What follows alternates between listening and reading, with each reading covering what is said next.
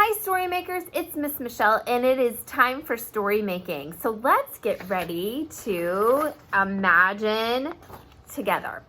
So this week we've been really exploring how to make characters, and we learned that characters can be people, animals, creatures, and even things. And then yesterday we learned how we can make our stories and ideas even better by creating leads. Remember, that's what writers call when you start a story with the first sentence of a book or of the page. And so we were really having a lot of fun coming up with ideas to introduce our characters. We looked at our mentor books and we saw that they were saying like, meet Maxine, or this is Color Monster, and we were trying some of those ideas on our own projects. And then we went on to describe the character's feelings, or some of us tried character actions. Well, today we will continue to imagine characters by making sculptures to bring our characters to life. Now, something that I thought could help us out is to look at this book called Look at Sculpture, and it's by Nancy Elizabeth Wallace. And it's a great story, but I'm going to zoom us all the way back to the back page where it talks about and gives us some definitions of what a sculpture is. So it says, look some more. Sculpture is 3D. That means three-dimensional. Sculpture can be made of different materials, different colors, be small or big or in between, be heavy or light, or else look heavy or light, even if it isn't. And so then we have all these different images of all the different things that can be called sculpture. They are all so different and interesting. Sculpture can have a surface that is textured or smooth, shiny or dull. Sculpture can move or stand still alone, or be in a group, be outside or inside. So find sculpture to look at in a house, at a museum, in a park, at school, on the street, in a city or town, in front of a building, in a garden, everywhere. Wow, that gives me some really good ideas. Now, I think that today we can make, now that we know that sculptures can be all these different things, it could be made out of paper, it could be made out of dough or Play-Doh, it could be made out of all these different things, all these different materials. The possibilities are endless. And so it says, find sculptures in our home. Well, let's make sculptures for our home today and really make characters so we can share and display them in our home. So here's what we're going to need today. You could either choose to, if you have Play-Doh in your home, you can get some Play-Doh, or you can make your own. It doesn't matter. I will post a link to making some easy Play-Doh in your home if you have flour and salt and water and even a little food coloring, but that's not necessary. So I will post that if you want to add a little science to your life today and make a mixture. Now, if you don't have those ingredients, you can just also use foil, because remember, sculpture can be shiny, it could be dull, it could be different things. So with the foil, remember, you can change the shape just like we learned that you can change the shape of paper. So you can roll it, you can scrunch it and crumple it, you can tear it. And like if I make a ball, I might be already making the head of a character or of a person or an animal. And then I might want to roll, and then, oh look, it's starting to create maybe a leg or an arm. So those possibilities are endless, okay? So today, I want you to think about what characters can you imagine making with sculpture materials today? So I think I'm gonna choose Play-Doh, and with Play-Doh, you can change the shape. Like one thing you can do when I get out my Play-Doh is that I can take it and I can roll. And so instead of crumpling paper and crumpling foil to make like a head shape, I might want to roll and create that. Interesting. I don't know what I want to make yet. I may continue with the same characters that I was making. I can make my snake, Slither, or I can create a new friend for him, or do something completely different. But if I wanted to do a snake, I could roll it, couldn't I?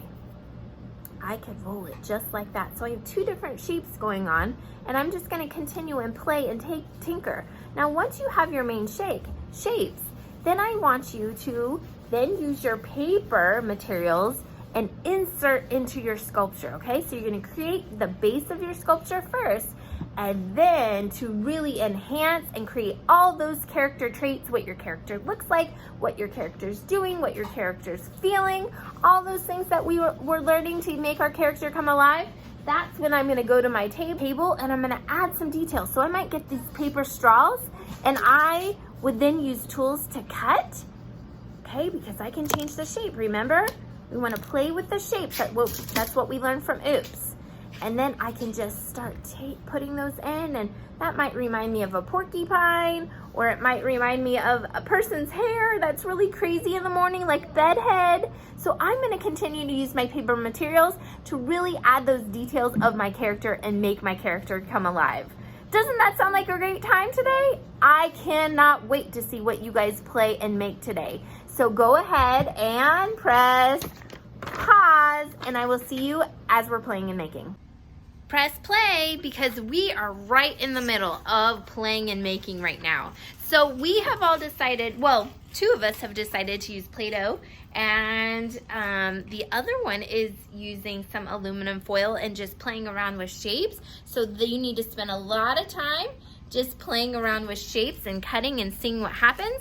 Right now, I am just really exploring. Remember, playing around with shapes? I was starting to create a person, but I don't like the way things are looking, so I'm gonna not give up. I'm gonna continue to persist, and I'm gonna continue to mold and change my shape. And then over here, Cole, you are working on, you have an idea already. What's your idea? To make something.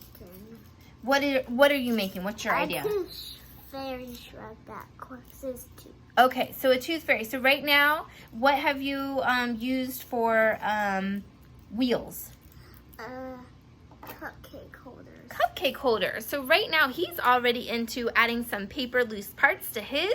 I'm still working on my shape, and Kai's still working on his shape. So just have fun, explore, take as much time as you need. So everybody pause, and we can't wait to see all of your ideas and what you've created, what characters you've created with sculptures in Share.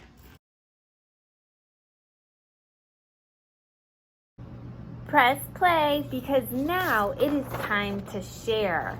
That is right. Today we learned that we can imagine characters by making sculptures to bring our characters to life. And so we really learned from this book that there are many different types of sculptures. You can make it with Play-Doh, you can make it with paper, you can make it with foil, but they're three-dimensional, and they can be shiny and dull and textured and all these wonderful things. So the varieties are endless.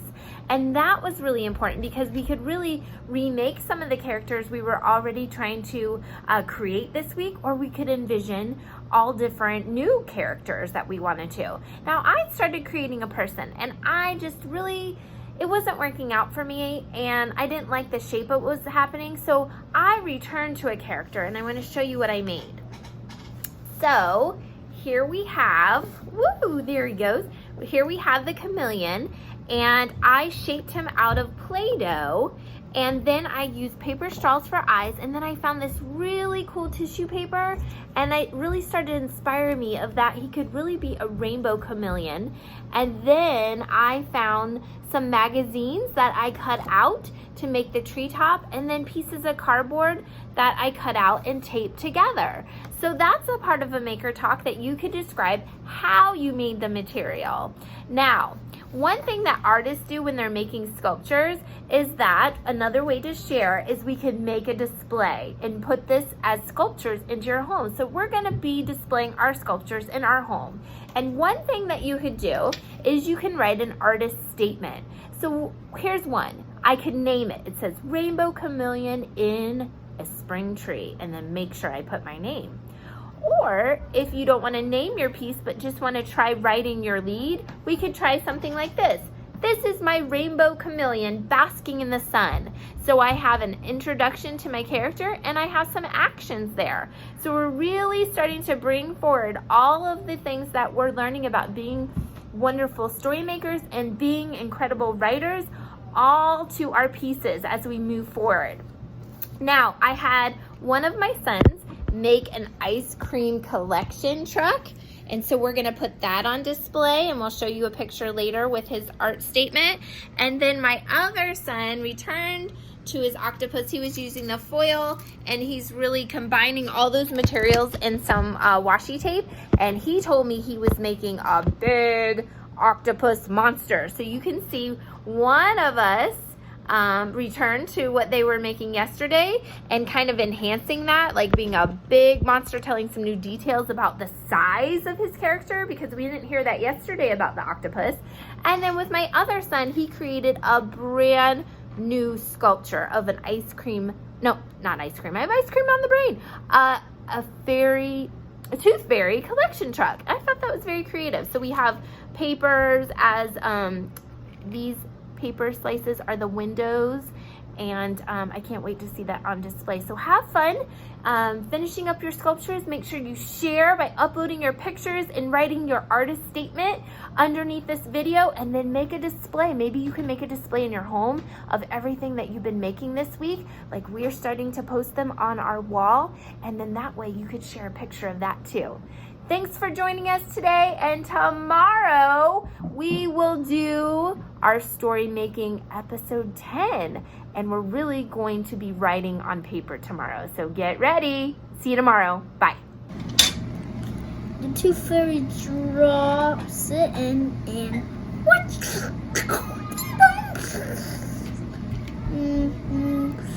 She carries the surprise back and behind your pillow. The end.